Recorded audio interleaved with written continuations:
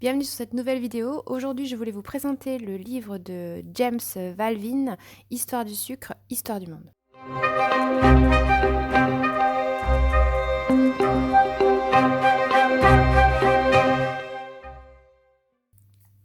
Alors pour la petite présentation, James Baldwin, c'est un historien qui enseigne à l'université de York, donc c'est une université qui est en Grande-Bretagne, et c'est quelqu'un qui est spécialiste de l'esclavage et du commerce des esclaves. Alors le livre commence par un premier chapitre qui va essayer d'introduire le sujet en semant des petites idées qu'il va reprendre par la suite. Il commence par nous expliquer que la canne à sucre, c'est quelque chose qui est cultivé depuis très longtemps, mais qu'à ses débuts, c'était quelque chose qui n'existait qu'à très faible échelle et en local. Donc il commence de ce point-là, en fait, pour nous expliquer comment elle est devenue un produit ultra mondialisé. Donc au départ, c'est un produit de luxe qui arrive peu à peu dans les cours d'Europe au Moyen-Âge. Après, ensuite, quand le sucre va se développer à plus grande échelle, il nous dit qu'il y aura des problèmes de dentition quasi immédiats. Notamment au Moyen-Âge, quand ça arrive en Europe, il nous explique en fait les gens qui en consomment, comme ils n'ont pas la même hygiène dentaire que nos contemporains, c'était des gens qui se sont retrouvés édentés. Donc heureusement pour eux, la mode des portraits n'était pas au sourire sur les tableaux, mais les gens n'avaient pas de dents. Enfin, n'en avaient plus beaucoup. En Europe, la canne à sucre, il y a une culture quasi exclusive sur les îles de Madère et de Sao Tomé, qui sont des îles sur le flanc ouest de l'Afrique. Et en fait, en 1493, Christophe Colomb repart pour sa deuxième expédition pour rejoindre les Amériques. Et c'est là qu'il va emmener dans ses cales de la canne à sucre pour pouvoir la planter aux Amériques, puisque, comme je le disais tout à l'heure, c'était une culture qui était implantées à Madère et Sao Tomé, mais comme ce sont des îles et que par conséquent elles ont un territoire agraire qui est limité de fait, on a voulu exporter la canne à sucre pour la cultiver à plus grande échelle puisque la demande déjà commençait à être plus importante. Donc la canne à sucre va se retrouver avec Christophe Colomb au Brésil et dans les Caraïbes. Cependant, dans un premier temps, le raffinage demeure encore en Europe, et notamment dans la ville d'Anvers, qui est la grande ville du sucre encore en Europe pendant longtemps, et qui sera ensuite rejoint par Londres. Donc Christophe Colomb emmène la canne à sucre en 1493, le temps de l'implanter, de mettre en place les cultures, un peu moins de 300 ans plus tard, il y a quand même 200 000 tonnes de canne à sucre qui sont produites dans le monde, et dans ces 200 000 tonnes, il y en a 90% qui viennent justement des Caraïbes, dont la Jamaïque et Saint-Domingue. Et évidemment, il finit son petit passage introductif en disant que ça n'aurait pas été possible sans l'esclavage africain. Au niveau des assiettes, puisque nous, on connaît l'utilisation moderne du sucre, à l'époque, le sucre était utilisé plutôt comme un ingrédient pour la médecine, et on le vendait chez ce qu'on appelait les apothicaires, donc qui sont les ancêtres des pharmaciens. Et en fait, on l'utilisait comme additif pour faire passer un petit peu l'amertume des remèdes qui étaient confectionnés chez ces apothicaires. Plus rarement, mais ça arrivait quand même, on consommait le sucre pour ses vertus. Alors, c'est des vertus qui étaient totalement fantasmées. Hein. Le sucre n'a pas d'autre vertu que de faire monter sa propre glycémie. Mais comme c'était un produit de luxe rare qui venait des colonies, on lui conférait des propriétés rêvées, fantasmées. Donc parfois, il pouvait être consommé seul pour ses vertus. Mais ça restait quand même un usage assez faible finalement, mais ce qui va vraiment déclencher la consommation à grande échelle du sucre, ce qui va faire exploser sa consommation, c'est l'arrivée depuis les colonies du thé et du café. Alors il faut savoir qu'en Chine et au Japon pour le thé, et dans la Corne d'Afrique pour le café et au Mexique pour le chocolat, ce sont un ensemble de boissons qui sont bues amères dans leur pays d'origine. Mais quand en Occident on les rapporte, ça va nécessiter d'être adouci pour les palais occidentaux. Et il faut savoir que, donc, comme ce que je disais tout à l'heure, tout ce qui vient des colonies, ça a toujours été apparenté à des produits de luxe, et le sucre en faisait partie. Et c'est comme ça qu'on retrouve par exemple le sucrier qui devient un objet de distinction sociale. Alors chez les personnes les plus aisées, dans les familles les plus riches, on va retrouver le sucrier en porcelaine ou en argenterie. Et dans les foyers les plus modestes, on va le retrouver en étain. Mais chacun se doit de posséder son sucrier qui devient finalement un marqueur social. Alors le point de ce chapitre, c'est comment finalement se consomment ces produits à l'époque, comment on consomme le thé et le café, et notamment comment on le consomme en Grande-Bretagne, qui est réputée depuis de longue date être le pays du thé. Alors, on apprend qu'avant le XVIIIe siècle, le thé, finalement, c'est surtout les Hollandais qui le consomment parce qu'en fait, eux possèdent une ligne directe d'approvisionnement avec leur Compagnie orientale des Indes. Alors que pendant ce temps, la Grande-Bretagne boit surtout du café, puisqu'elle n'a pas de ligne d'approvisionnement. Donc le thé, pour elle, reste finalement cher, parce que c'est un produit qui est rare, qu'ils doivent acheter aux Hollandais. Donc ce n'est pas leur boisson de prédilection. On voit aussi apparaître les fumeurs de pipe qui, grâce aux colonies de tabac de Virginie et du Maryland, vont inonder, pas tout de suite, mais vont approvisionner l'Europe en tabac. Et la conséquence de ces nouvelles habitudes de consommation, c'est qu'il va y avoir aussi en Europe l'apparition du café, mais le lieu. Puisque on boit le café plutôt dehors, en extérieur, et du coup on crée ce lieu qui se nomme comme la boisson qu'on y boit, et le café va devenir un endroit alors plutôt communautaire et surtout masculin, alors que le thé va avoir un usage plus domestique et privé parce que c'est un produit qui est plus cher. Faut savoir que le thé, c'est un produit qui est fortement taxé par les empires coloniaux qui l'exploitent. Et ça en fait un produit tellement coûteux qu'il va même faire l'objet d'une contrebande jusqu'à l'abolition de la taxe sur le thé en 1784. Alors, dès 1703, la Grande-Bretagne ouvre sa propre ligne de commerce avec la Chine au travers de sa Compagnie unie des Indes orientales.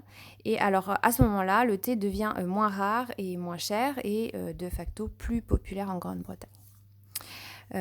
Auparavant, les domestiques qui se voyaient octroyer une quote-part de bière par leurs employeurs vont, à partir de cette époque, avoir à la place une quote-part de thé avec sa dose de sucre. Donc, c'est dire la popularité de ces deux produits à l'époque. Et ce sont des produits qui sont tellement prisés et luxueux que en fait, les maîtresses de maison enfermaient même leur stock de sucre au coffre pour éviter qu'on leur vole.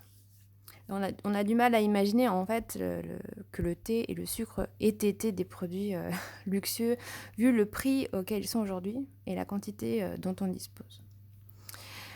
À partir de 1800, c'est-à-dire 100 ans après cette ouverture de ligne de commerce avec la Chine en Grande-Bretagne, du coup, c'est plus un produit de luxe au Royaume-Uni et on va en produire énormément et même de plusieurs variétés. Et comme je le disais tout à l'heure, quand en 1784, il y a l'abolition de la taxe sur le thé, du coup, la contrebande n'a plus lieu d'être et le produit va se diffuser massivement dans toute la population anglaise. Alors, dans le même temps, qu'est-ce qui se passe aux États-Unis ? Contrairement à ce qu'on aurait pu penser, les États-Unis n'ont pas suivi la Grande-Bretagne dans leur grand amour du thé. Et au contraire, ils vont y renoncer pour marquer leur opposition avec la mère patrie qui va être jugée trop oppressive, et notamment dans sa politique dans ses colonies. Et le point culminant de cette opposition, c'est en 1775, quand il y a 300 caisses de thé qui vont être jetées par-dessus bord dans le port de Boston. Et ça marque la franche révolte contre la taxation qui était jugée beaucoup trop injuste des maîtres coloniaux, sur le thé notamment. Et les États-Unis vont tourner le dos au thé pour devenir des buveurs de café, mais toujours avec du sucre. Alors, même si quand même à cette époque, le café, c'est aussi une denrée qui est rare et qui est chère, elle est aussi taxée comme le thé, mais de manière beaucoup moins importante. Et justement, en 1832, la suppression de la taxe sur le café va faire que la consommation de café explose. Et ce, d'autant plus que les États-Unis sont vraiment à proximité des cultures de café qui sont au Brésil et aux Caraïbes. Alors, contrairement à l'Europe, les États-Unis n'avaient pas cette culture du lieu du café. C'était quelque chose que l'on consommait chez soi, comme le thé en Europe. Et c'est à ce moment-là que va apparaître la culture du restaurant qui offre le café à volonté pour attirer les clients. Et c'est quelque chose qui est toujours d'actualité, que chacun a pu constater, même si tout le monde n'est pas allé aux États-Unis, tout le monde l'a vu au moins à la télévision. Cette culture du café à volonté et offerte pour essayer d'attirer le client dans les restaurants. Le café aux États-Unis, c'est une denrée qui est tellement centrale que c'est un produit qui va rentrer en bourse dès 1852, comme l'avait fait le coton avant lui. Et pendant la guerre 39-45, donc pendant la Seconde Guerre mondiale, il y aura des rations de café solubles qui sont mises dans les packages des soldats américains. Et déjà, en 1832, le café avait remplacé le rhum dans les rations de l'armée américaine. Donc pour illustrer cet engouement du café chez les Américains, il donne quelques chiffres sur la consommation moyenne. Alors c'est une consommation par an et par américain. Donc au moment où le café va être aboli de sa taxe vers 1832, les Américains en consomment à peu près 6 kilos par an et par personne. En 1900, c'est-à-dire 70 ans plus tard, il va en consommer 29 kilos. Et en 1930, là c'est vraiment le pic de consommation, il en consomme 50 kilos par an et par Américain. Bon, alors tout ça, vous me direz quel rapport avec le sucre ? Eh bien, c'est que la conséquence indirecte, c'est que le thé et le café explosant, le sucre que l'on met dedans, ça devient un produit que l'on doit produire de façon aussi exponentielle que le café et le thé. Et de fait, les États-Unis ont eux aussi voulu cultiver la canne pour sucrer leur café. Alors là, on apprend un petit peu comment est consommé le sucre dans nos assiettes. Alors au XVIIe siècle, on assiste à une démocratisation du sucre qui va devenir un ingrédient culinaire et non plus comme un simple additif dans les remèdes d'apothicaire.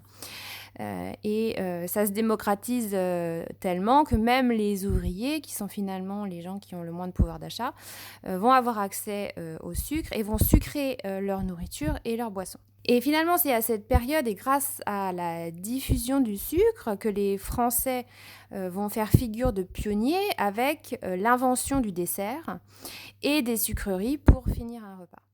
Donc à cette époque, il y a une émergence d'une opposition finalement dans le repas entre le début salé et la fin qui doit être sucrée. Et ça va être possible parce qu'à l'époque, il y a des énormes quantités de sucre qui arrivent depuis les Caraïbes françaises et qui vont inonder les marchés européens. Et puis après, au XVIIIe siècle, la France, rayonnant de par sa puissance culturelle dominante de l'époque, elle va finalement imposer le dessert partout. Et ça, on le voit notamment avec la production de pléthore de livres de recettes de cuisine qui émanent de la France.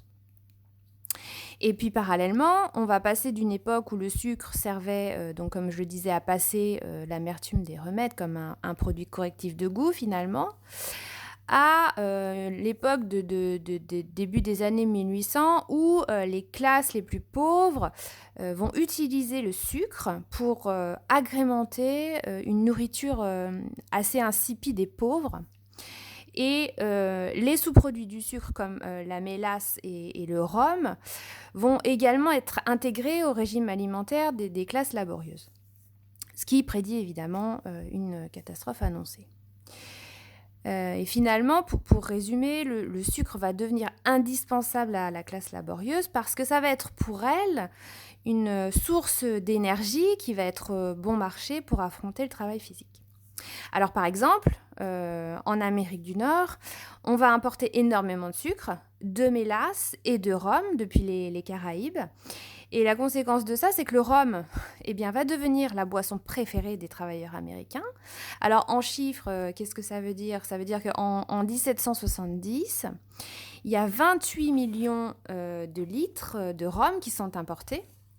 Donc ça veut dire que finalement, tout le monde boit du rhum tous les jours, et c'est ce qui va conduire à des désastres dans les populations autochtones. Et quant à la mélasse, qui est finalement le déchet du processus de production de sucre, elle entre dans la composition de beaucoup de recettes nord-américaines qui sont de fait ultra sucrées, sans être pour autant nutritivement efficaces.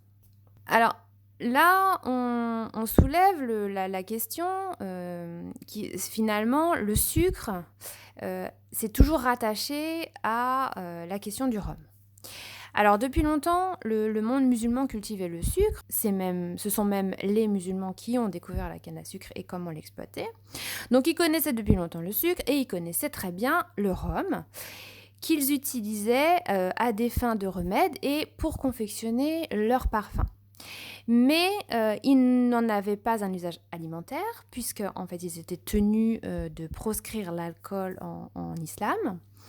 La différence notoire avec les Européens, c'est qu'eux n'ont pas d'interdit religieux concernant l'alcool. Alors au XVIIe, le Brésil va produire déjà du rhum, puisque je vous rappelle que Christophe Colomb avait rapporté la canne à sucre et l'avait implantée au Brésil. Donc déjà, le Brésil en produit et les esclaves en raffolent, puisqu'on leur fournit, comme tout salaire, 12 litres de rhum par an. En 1640, la production de rhum, elle vient surtout de la Martinique et la Barbade commence à produire dès 1650. Alors, le rhum, il est surtout consommé sur place au début dans les Caraïbes au XVIIe siècle, et ce, encore aujourd'hui. Il n'y a qu'à écouter les récits des touristes qui s'étonnent encore du niveau d'alcoolisme ou d'alcoolisation des Caraïbéens. Il faut dire qu'il y a une longue histoire de cohabitation. Et le rhum, c'est évidemment et avant tout une source de revenus pour la Grande-Bretagne qui l'exploite, qui la vend et qui en tire des revenus sous forme de taxes à l'exportation. Mais c'est aussi un changement de paysage des Caraïbes qui devient des rangées sans fin de champs avec des raffineries et des distilleries qui s'y installent et qui viennent cracher leur fumée noire.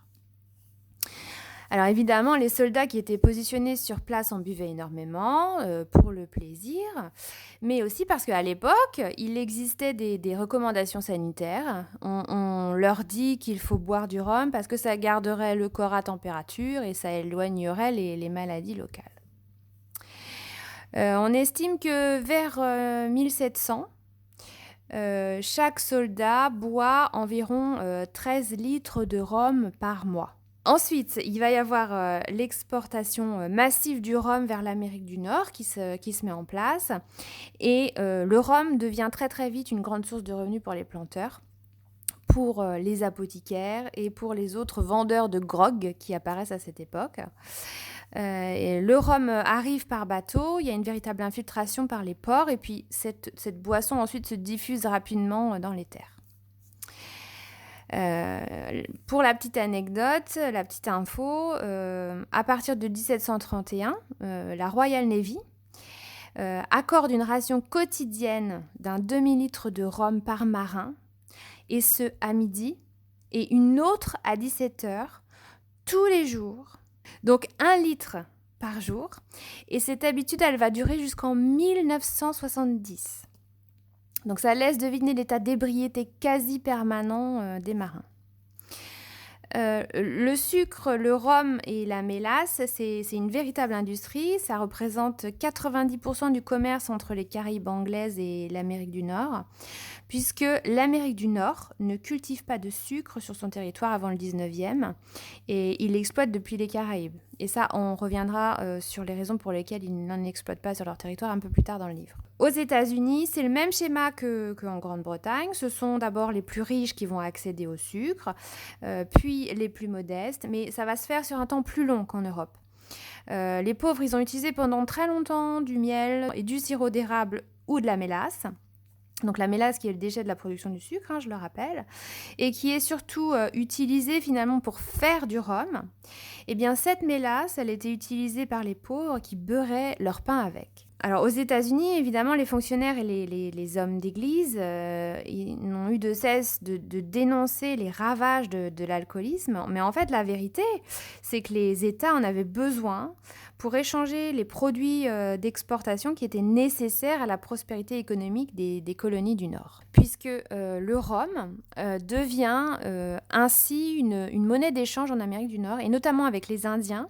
On va échanger des peaux et des fourrures dont on a besoin pour affronter l'hiver américain contre du rhum.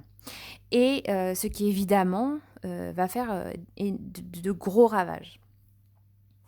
Alors le cas de la France, elle est un peu spécifique puisque à la fin du XVIIIe siècle, pour protéger son commerce de vin et d'alcool français, l'importation du rhum va être interdite sur le territoire français et la France va devoir trouver d'autres débouchés que son marché français, son propre marché à elle pour le rhum qu'elle va produire dans ses colonies. Et la solution qui va être trouvée, c'est qu'elle va exporter ce rhum vers les colonies espagnoles des Caraïbes et de l'Amérique du Sud dans d'énormes proportions. L'Afrique de l'Ouest ne va pas être épargnée non plus, puisque le rhum et la mélasse y arrivent aussi, puisque ces deux produits vont servir aussi de monnaie d'échange, puisqu'on va acheter encore plus d'esclaves grâce au rhum et à la mélasse. Esclaves qui vont être déportés dans ces colonies et qui eux-mêmes vont contribuer à la production de ce rhum et de cette mélasse. Tous ces exemples pour montrer que finalement, à l'indépendance des États-Unis en 1776, le rhum était installé dans tous les lieux où les Européens s'étaient installés eux-mêmes, tous les lieux qu'ils avaient colonisés, où ils avaient fait du commerce. Cela dit, les riches d'Europe préféraient quand même consommer du vin. Et malgré les efforts du lobby antillais, le rhum est toujours resté un petit peu en bas de l'échelle sociale, était destiné aux gens qui étaient quand même plutôt pauvres. En 1700, la Barbade ne produit plus assez de rhum pour la Grande-Bretagne. Et donc la Jamaïque va être mise à contribution dès cette époque-là. Il y aura 20 à 30% des revenus de la Jamaïque qui vont provenir du rhum directement à cette époque-là. Alors évidemment, l'indépendance des États-Unis va faire peser une menace sur l'industrie sucrière. Alors bien sûr, les contrebandiers faisaient toujours passer du rhum via les îles appartenant au Danemark, mais en réalité, c'était plutôt le rejet de tout ce qui était rattaché à l'ancien maître colonial qui était l'Angleterre, qui était la réelle menace pour l'économie des Caraïbes. Puisque les États-Unis refusant de dépendre du sucre, parce que ça c'était comme dépendre de l'ancien maître colonial, il y a une industrie parallèle du whisky qui va se mettre en place et qui va finalement faire abandonner le rhum. Donc comme on l'a vu tout à l'heure, le thé était aussi abandonné au profit du café, et donc le café et le whisky vont devenir des marqueurs de la route culturelle et politique américaine qui est nouvellement indépendante. Pour ce qui est des Caraïbes, on peut parler de catastrophe du rhum, puisque la profusion de cette boisson qui a plongé les peuples indigènes dans un alcoolisme chronique a eu pour conséquence finalement l'anéantissement total de leur résilience. Et ça, c'est vrai pour les Caraïbes comme pour les autochtones américains.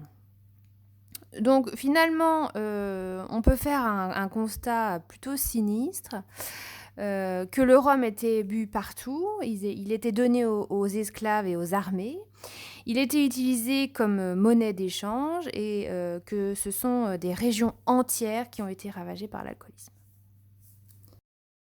Alors ces événements arrivent à un moment où la culture de la plantation sucrière elle est bien implantée, tout comme le goût pour le sucré partout dans le monde. Et en fait, personne n'imagine à ce moment-là se passer de sucre. C'est une période de grande expansion européenne et partout, dans tous les avant-postes coloniaux, les soldats faisaient venir des tonnes de sucre et de mélasse. Et par exemple, l'armée américaine a toujours prévu du sucre dans les rations de ses soldats et même encore aujourd'hui, le GI américain ne sort jamais sans sa bouteille de Coca-Cola. Alors, il faut savoir qu'entre 1800 et 1900, la population mondiale, elle a doublé. Ce qui provoque l'explosion de la demande de sucre pour des populations qui étaient désormais habituées au goût sucré. Et ce phénomène, il est extrapolé aux États-Unis puisqu'il passe de 5 millions d'habitants en 1800 à 76 millions d'habitants en 1900, donc c'est un fois 15. Et le paysage agraire va se modifier et on a désormais des champs à perte de vue dans le Middle West pour la culture de la betterave, mais qui rapidement ne suffisent même pas à la seule consommation des États-Unis.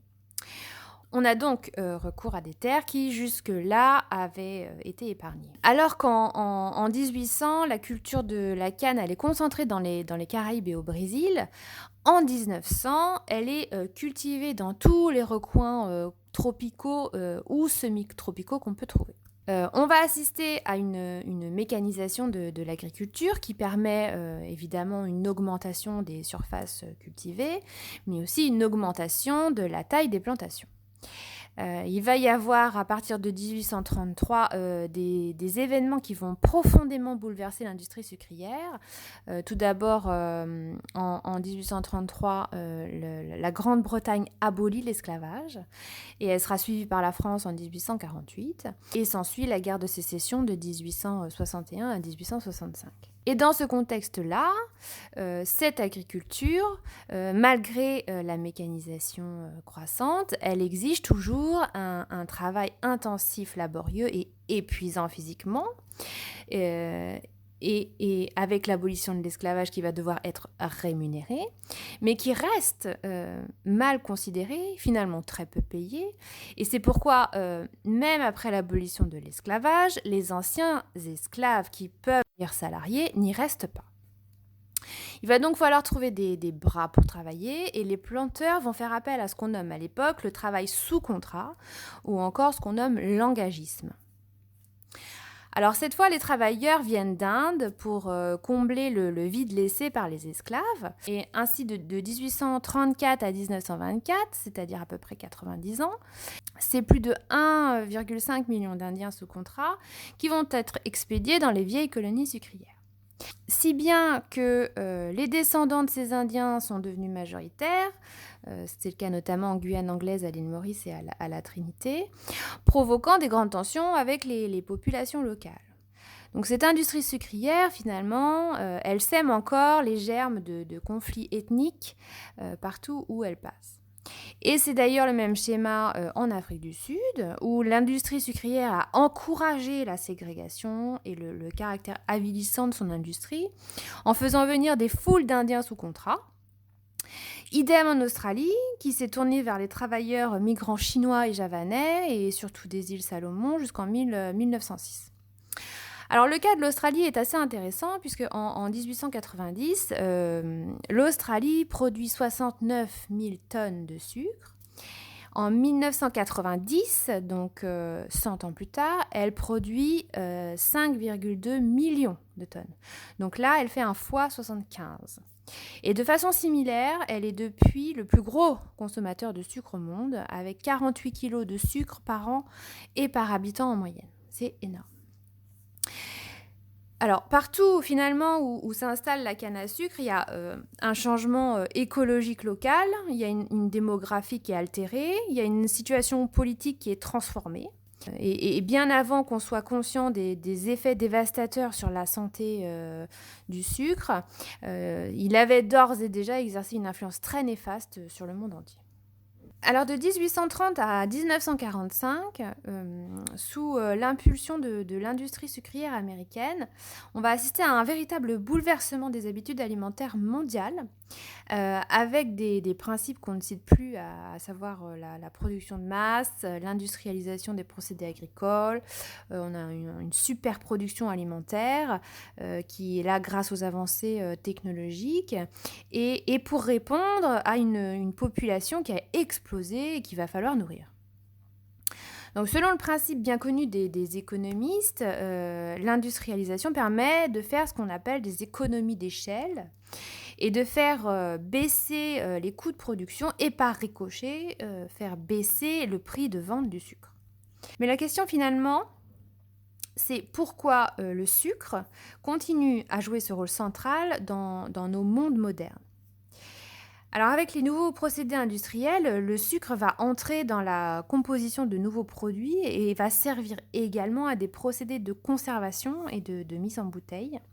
Donc il ne faut pas oublier non plus que le développement des sodas, ça a aussi permis un usage continu du sucre évidemment.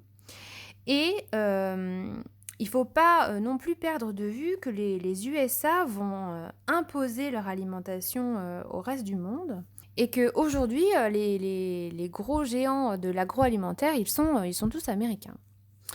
Et quand on parle d'industrie sucrière américaine, finalement, on s'attaque à une véritable question centrale de leur politique économique fédérale. Donc, peu le savent, mais les États-Unis appliquent des prix réglementés aux produits du sucre, comme la France le fait pour son énergie. Et tout cela, c'est tenu par un véritable lobby sucrier qui a imposé des baisses de prix, et ça dans le but de faire augmenter la consommation de sucre pour faire ainsi prospérer le secteur industriel. C'est pourquoi le lobby est payé de toute façon. Donc on assiste à de véritables success stories qui sont finalement fidèles au modèle de l'American Dream, à l'image de Henry Osborne Heiwemer, qui est né en 1847 à New York, qui meurt en 1907. Il commence à travailler dans la société de son père, qui est déjà dans le sucre. Et avec la société de son père, il achète en 1887, il possède déjà en 1887 17 des 23 raffineries américaines. Ensuite, il va fonder sa propre société qui va s'appeler l'American Sugar Refining Company en 1891 et il va créer ce qu'on appelle le Sugar Trust. Donc le Sugar Trust, c'est un véritable conglomérat, au même titre que cela existe pour le pétrole, pour la banque, pour l'acier, pour les produits pharmaceutiques. C'est comme une sorte de cartel. Au niveau des produits, ce qu'on voit, c'est que le fait de sucrer les remèdes pour faire passer le goût amer a fini par donner naissance finalement aux bonbons. Et le sucre va jouer un rôle important dans l'expansion des pâtisseries et des sucreries commerciales, avec l'invention de la sucrerie qui est emballée dans un étui unique et qui devient un des éléments indispensables de la ration militaire américaine dès la Première Guerre mondiale. Donc on a tous en tête l'exemple de l'entreprise créée par Frank Mars qui invente la sucrerie au nom éponyme. Autre invention qui est possible avec l'industrie sucrière américaine, c'est la pièce montée, qui est une pure invention des États-Unis, qui devient le dessert populaire à la fin du 19e siècle avec ses glaçages, ses ornements entièrement réalisés en sucre. Et plus généralement, à cette époque, le sucre est un ingrédient clé que l'on retrouve dans tous les desserts, que ce soit les gélatines, les gelées ou les glaces. Donc le sucre rythmait un petit peu le calendrier des vacances et des fêtes. On avait les friandises de Noël et de Pâques. On avait le gâteau d'anniversaire, on avait la Saint-Valentin, de sorte que tout est prétexte à consommer du sucre. Et puis on a aussi quelque chose à dire au niveau des techniques de conservation, c'est que dès les premiers temps de la colonisation, on utilisait une technique de conservation des aliments à base de beaucoup de vinaigre et de sucre. Donc conserver les fruits dans beaucoup de sucre, c'était la règle d'or. Alors là, on parle d'au moins 60% de sucre dans les gelées, dans les confitures et dans les conserves. Et dans les périodes où le sucre est cher, il vaut mieux faire sécher les fruits. Et à l'inverse, dans les périodes où le sucre est bon marché, on l'utilisait pour conserver absolument tout. En 1858, il y a une invention qui arrive, c'est le bocal de conserve en verre. C'est d'ailleurs une invention qui a été récompensée par Napoléon, puisque ça permettait de conserver les aliments très très longtemps. Et lui, Napoléon, savait qu'on dirigeait une armée avec le ventre. Et ce bocal en verre ne nécessite pas autant de sucre qu'avant pour la conservation des aliments. Il va être remplacé peu à peu par la mise en boîte industrielle, technique d'ailleurs qui a été inventée en France. À partir de 1820 aux États-Unis, la technique de conservation de fruits et de ketchup se faisait déjà par mise en boîte et déjà on y ajoute du sucre. Mais c'est surtout au XXe siècle avec la mode des plats préparés que tout va basculer et que le sucre va jouer un rôle vital, comme tout un tas d'autres édulcorants d'ailleurs, et va changer les habitudes alimentaires du monde. Au commencement de cette épopée de la canne à sucre, vers le XVIIe siècle, le sucre va poser des questions litigieuses en termes de fiscalité, de conflits diplomatiques militaires, stratégiques. Et ça va être accentué au XVIIIe siècle avec la taxation du sucre, qui devient une source de discorde entre la Grande-Bretagne et ses colonies, mais aussi entre les différentes puissances coloniales entre elles, qui finalement vont se battre pour la domination sucrière. Et le point d'orgue de cette bataille entre colonies, c'est finalement la Révolution française. Alors, les Caraïbes, c'est le point névralgique de cette industrie, et on y compte beaucoup de colonies françaises, dont Saint-Domingue, qui est l'actuel Haïti, qui est à l'époque le premier producteur de sucre. Et ce sucre qui est produit dans les Caraïbes françaises va être exporté pour 70% vers les Pays-Bas et l'Allemagne. L'Allemagne qui ne possède pas de colonies sucrières. Et on peut encore aujourd'hui voir les traces de ce luxueux passé d'industriels français qui sont toujours présentes quand on visite les villes de Bordeaux, de Nantes, du Havre ou même à Marseille, où les riches familles de l'industrie sucrière avaient posé leurs valises.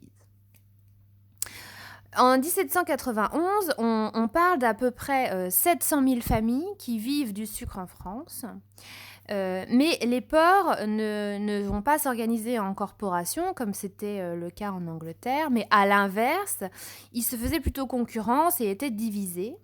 Et finalement, cette organisation concurrentielle va être assez préjudiciable à l'industrie sucrière française, qui va finir par stagner, alors que la Grande-Bretagne, plus corporatiste, va croître.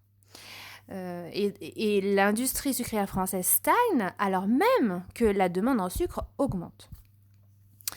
À cela va s'ajouter des grandes incertitudes, puisque en fait, le moindre souci dans les colonies, comme par exemple une révolte d'esclaves ou un problème d'approvisionnement en main-d'œuvre, ça va finalement menacer l'approvisionnement du sucre qui est tant convoité.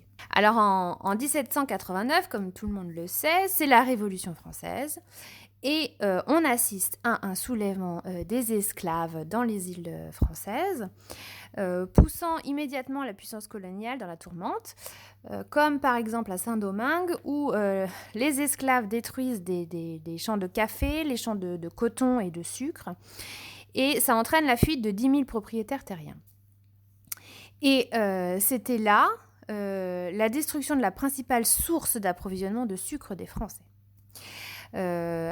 Donc il a fallu trouver d'autres débouchés et la solution viendra d'une initiative de Napoléon qui va promouvoir le sucre de betterave. Donc il va financer des chercheurs pour concurrencer la Grande-Bretagne, il va subventionner les paysans et des écoles spécialisées dans la betterave et il va obtenir des résultats assez remarquables, à tel point que devant ce beau succès, l'Allemagne, qui, je rappelle, n'a pas de colonie sucrière, va suivre le modèle français de culture de sucre par la betterave. Alors en 1815, c'est la fin de la guerre. Le sucre bon marché des colonies va revenir en France et malheureusement, la betterave va être vite abandonnée puisque le travail des esclaves rend de nouveau la canne à sucre imbattable. Sans omettre le fait que les planteurs avaient une très grande influence en métropole. Donc ils ont fait pression pour que la canne à sucre revienne et que au détriment de la betterave. En revanche, l'Allemagne, elle va poursuivre, comme les Belges et la Russie d'ailleurs, à cultiver la betterave. Alors les États-Unis aussi vont cultiver la betterave, malgré la proximité des îles sucrières, mais ça leur permet de cultiver le sucre puisque, en fait, pour la betterave, il suffit d'avoir un climat tempéré et pour le coup, les États-Unis, qui ont énormément de place et un climat tempéré, peuvent cultiver la betterave. Et cette culture de la betterave, ça connaît un grand boom, surtout quand le sucre importé a été taxé dans les années 1880. Cela dit, l'invariant entre la canne à sucre et la betterave, c'est que ça reste tout de même une culture, des cultures qui nécessitent toujours un travail qui est pénible et éreintant. Et c'est à ce moment-là que les États-Unis vont chercher à défendre et à promouvoir les intérêts sucriers, comme la Grande-Bretagne avant eux. Et c'est ce qui explique que toute menace sur l'industrie sucrière va devenir de facto une question politique de premier plan pour les États-Unis. Alors justement, pour ce qui est de la question du sucre aux États-Unis, la bonne illustration de l'importance de la question sucrière, elle peut s'illustrer en 1803 quand les États-Unis achètent la Louisiane à la France pour presque rien, dans le but d'utiliser le delta du Mississippi qui est propice à la culture de la canne. Et pour ce faire, les Américains vont faire appel à la population croissante des esclaves du Vieux Sud en lieu et place des esclaves africains. Alors le développement, il est tellement important qu'en 1812, c'est-à-dire 9 ans après l'achat de la Louisiane, il existe déjà 75 raffineries en Louisiane, mais ça s'explique aussi par des meilleurs rendements grâce à des nouvelles variétés plus adaptées au climat. Sans parler qu'il apparaît une grande modernisation de l'industrie grâce à des gros investissements, lesquels investissements sont rendus possibles par la baisse des prix de la métallurgie et donc la baisse des prix des machines. Donc l'arrivée de la machine à vapeur aussi pour les bateaux va grandement faciliter et raccourcir le transport de la canne et l'exploitation dans les raffineries. De sorte qu'en 1851, un quart du sucre exporté dans le monde provient de la Louisiane. Alors évidemment, le corollaire de cet accroissement, c'est aussi une croissance effrayante du nombre d'esclaves sur ces plantations, qui passe de 27 000 en 1827 à 125 000 en 1850. Si bien que les planteurs réalisent d'énormes profits, ils se font construire les plus belles maisons au centre des plantations et à côté des quartiers miséreux des esclaves. Alors la guerre de sécession arrive à ce moment-là et va venir perturber cette expansion indécente de l'industrie sucrière en Louisiane pour la simple et bonne raison que les esclaves sont libérés et ils refusent de rester travailler à la canne. Donc l'industrie se retrouve à genoux. Mais ça ne va durer que 10 ans puisque l'industrie sucrière va se relever pour changer totalement de paradigme. Alors comment elle fait ? Eh bien, l'île sucrière la plus proche pour les États-Unis, c'est l'île de Cuba. Et les Américains vont en faire leur île à Cannes à partir du 19e siècle. Ils vont continuer, malgré l'abolition de l'esclavage aux États-Unis en 1863 par Abraham Lincoln, ils vont continuer à apporter des esclaves sur l'île en toute illégalité, comme au Brésil du reste. Et ce sont environ 500 000 Africains qui sont déportés à Cuba jusqu'en 1860. Ce qui fait qu'en 1850, Cuba est la colonie la plus florissante en termes de sucre, de café et de tabac. Mais un nouveau rebondissement va venir déranger ce beau monde. À savoir que l'Espagne accorde à son tour l'abolition de l'esclavage en 1886. Et Cuba devait à son tour rebondir comme la Louisiane avant elle, sans esclaves. Elle fait alors appel à des Chinois engagés, des Européens pauvres ou des banqueroutes des Caraïbes alentours, mais personne ne reste, puisque le travail de la canne étant tellement dur que les gens n'arrivent pas à rester dans cet emploi. Les États-Unis vont alors racheter les plantations et les usines de l'île, ils vont les moderniser, ils vont apporter des chemins de fer pour s'approvisionner directement à Cuba, si bien que l'élite cubaine, finalement, elle va devenir pour la plupart américaine. Et la législation américaine fera ensuite de Cuba une île privilégiée pour la finance et les affaires américaines. Et en ce sens, on peut en aparté faire un parallèle entre l'île de Cuba et l'île d'Hawaï au niveau de l'appropriation américaine. Hawaï, c'était le passage obligé pour les baleiniers, mais avec le déclin de l'industrie baleinière en 1860, l'île doit se reconvertir et va opter à son tour pour la plantation sucrière. Et de la même façon que pour la Louisiane et pour Cuba, Hawaï va connaître des problèmes de main-d'œuvre en 1870, puisque les Hawaïens étant tous partis sur le continent quand la Californie se développe, il n'y a plus personne pour travailler dans les champs. Donc on fait encore une fois appel à la Chine et le Japon qui fournissent des travailleurs sous contrat. Aussi bien qu'en 1900, les Japonais sont majoritaires sur l'île. Et c'est la même histoire qui se répète encore et toujours. Les États-Unis vont renverser la reine d'Hawaï, ils vont annexer l'île. À ce moment-là, les Japonais vont se révolter, mais qu'à cela ne tienne, les USA les remplacent par les Philippins. Revenons à l'île de Cuba. Le coup dur suivant, c'est évidemment la grande guerre de 14-18, qui sera marquée par une pénurie de sucre pour les États-Unis. Et s'ensuit quasiment dans la foulée, en 1929, le crash boursier qui va faire sombrer l'industrie sucrière de Cuba, provoquant des grandes révoltes qui conduisent au Sugar Act en 1937, qui va courir jusqu'en 1974, lequel Sugar Act va faire du sucre le secteur agricole le plus réglementé des USA, prévoyant notamment un quota minimum d'importation qui va assurer à Cuba que les États-Unis achètent au moins 64% de leur récolte de sucre.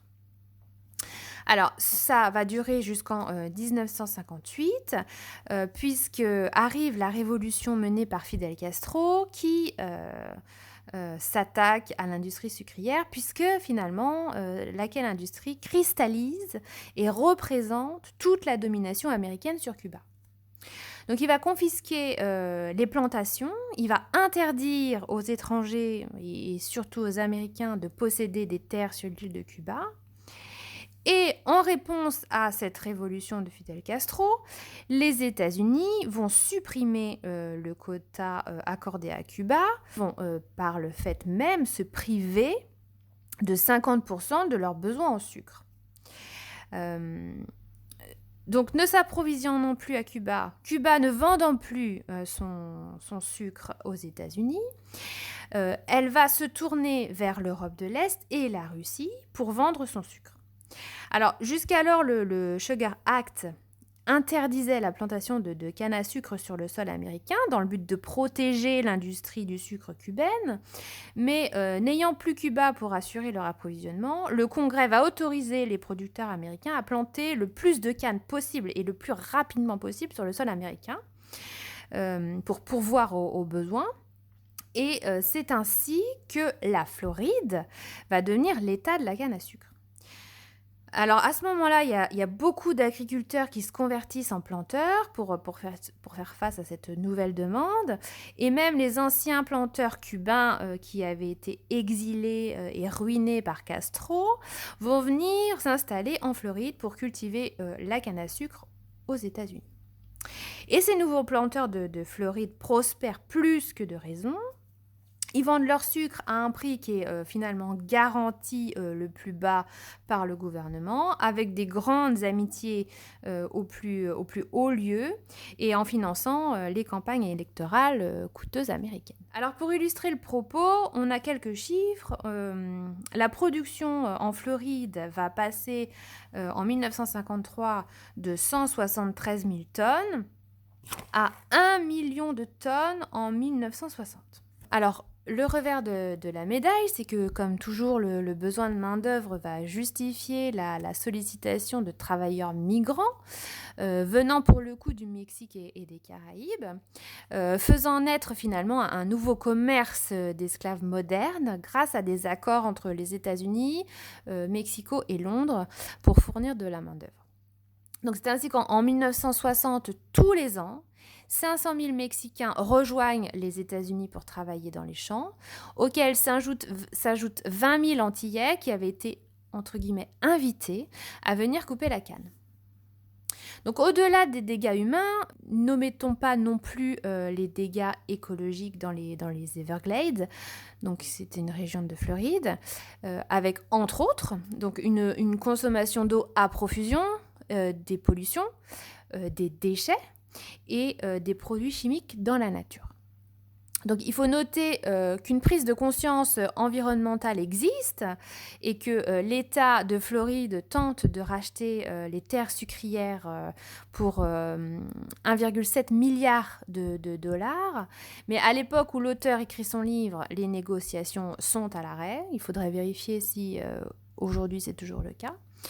Et elles sont à l'arrêt pour la simple et bonne raison que le sucre de Floride, avec le tourisme, c'est la principale industrie d'État. Alors à nos époques modernes, l'auteur fait un espèce de panorama de l'usage du sucre. Alors en Europe, en 1850, Hambourg et Londres sont ce qu'on appelle les capitales du sucre, puisque on compte en 1850 1200 raffineurs à Londres. Alors peu à peu, la mécanisation et le progrès technique conduisent à produire plus, mais avec moins de raffineries. Et donc on passe à 7 raffineries à Londres en 1970. En Europe, comme je disais tout à l'heure, dès le 20e, on consomme surtout du sucre de betterave qui vient d'Allemagne, qui a continué post-époque napoléonienne à produire du sucre de betterave, et d'Autriche. À partir de 1930, on n'utilise plus le sucre tel quel, mais on sucre de plus en plus les aliments. Autrement dit, le sucre va devenir un additif bon marché. Donc on constate par exemple l'explosion des confitures en Grande-Bretagne dès 1850 avec la marque Lipton qui ne vous est pas étrangère, lesquelles confitures sont surtout dédiées aux classes ouvrières. La conséquence, c'est que l'alimentation des pauvres était basée surtout sur du sucre, puisque c'était essentiellement des confitures, du thé avec du sucre et du pain avec une farine qui était sucrée. Alors, c'est donc sans surprise que finalement, au XIXe siècle, il y a un essor de la profession dentaire, essor d'autant plus important que les cariches et les enfants de la classe ouvrière sont rendus plus visibles au moment où l'école devient obligatoire et donc que les enfants des classes laborieuses vont avoir accès aux visites médicales d'État. Mais finalement, il est difficile d'arriver à un autre constat, puisque à cette époque, même les médecins cautionnaient et recommandaient le sucre. Alors, à l'image d'un docteur qui s'appelle le docteur Kellogg's et qui invente la célèbre marque de céréales éponyme que tout le monde connaît. En 1914, donc guerre oblige, l'Allemagne va couper l'approvisionnement de son sucre et la Grande-Bretagne doit chercher d'autres sources d'approvisionnement et va se tourner vers Java, l'île Maurice ou encore vers Cuba. Alors, il faut savoir que l'État anglais, il va vraiment se plier en quatre pour fournir des gâteaux, des confitures et du rhum à ces soldats qui sont sur le front. Et ça va être au prix de grandes privations civiles de sa population et d'un budget militaire qui va être colossal. Aussi bien que post-guerre, la Grande-Bretagne va développer l'industrie de la betterave pour ne plus jamais dépendre du continent pour le sucre. Puis au début du XXe, on assiste à des progrès de la science et au début de l'étude des nutriments. Et parallèlement, on commence aussi à étudier au travers de la sociologie et de l'économie les classes les plus pauvres. Et le constat général, c'est que les gens pauvres se nourrissent mal. Et finalement, dès 1940, on sait déjà que le sucre ne contient pas de vitamines et que ses effets sont délétères sur la santé et sur les dents. Et quand la nouvelle guerre arrive en 1939, à nouveau se pose le problème de rationnement draconien et d'approvisionnement. Mais la spirale infernale continue puisque post-guerre, la dépendance au sucre va augmenter et ce jusqu'en 1990. Alors le sucre est tellement central que l'Angleterre a même cherché à nationaliser ce secteur de l'industrie, comme elle l'avait fait pour le chemin de fer, le charbon et l'acier. Alors pour terminer, l'auteur nous dit que en 2004-2005, aux États-Unis, la Chambre des représentants vote la loi dite la loi Cheeseburger, qui finalement dédouane les industriels contre tous les recours en justice des obèses, décrétant finalement la responsabilité individuelle des consommateurs. Ce qui finalement démontre juste que les industriels avaient tiré des leçons de l'expérience de l'industrie du tabac. Finalement, le constat rationaliste est assez simple quand on sait que la plus-value qui est dégagée par un industriel sur une nourriture saine, c'est-à-dire peu ou pas transformée, eh bien, cette même plus-value est à entre 3 et 6%, et que cette plus-value passe à 15% quand on travaille une nourriture ultra transformée. La comparaison ne laisse pas de place au doute. D'autant que à la naissance de l'industrie agroalimentaire européenne en 1860, son influence était finalement locale, au pire des cas régionale, mais aujourd'hui, son influence est devenue mondiale et cela devrait nous faire réfléchir sur nos façons de consommer tous ces produits que nous ingurgitons et qui agissent finalement sur notre santé, mais aussi sur notre environnement et sur les autres populations de la planète. Voilà, le résumé est à présent terminé, j'espère qu'il vous aura plu. N'hésitez pas à mettre un pouce levé si vous avez aimé, à partager cette vidéo et à vous abonner pour ne pas manquer les prochains résumés. Sur ce, je vais aller me faire une bonne tarte au citron.